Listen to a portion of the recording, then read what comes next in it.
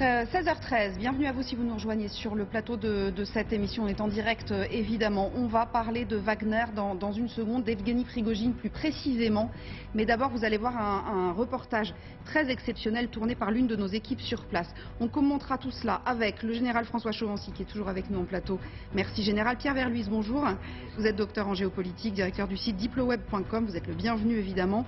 Nadejda Koutepova, bienvenue à vous, réfugié politique russe et membre de l'association Russie Liberté. Merci de revenir sur ce plateau. Pierre Mena est avec nous également. Bonjour. Bonjour à vous, diplomate, ancien conseiller Europe de Jacques Chirac et d'Alain Juppé. Vous avez écrit L'Union européenne et la guerre, dont on voit la couverture ici, publiée chez l'Harmattan. Alors c'est la question, à quoi joue Evgeny Prigojine? Le patron des Wagner, je le disais, multiplie les provocations. Vous allez l'entendre dans un instant au sujet du discours de Poutine hier d'ailleurs. Il a refait une petite sortie. Mais avant ça, on va s'intéresser à ces hommes.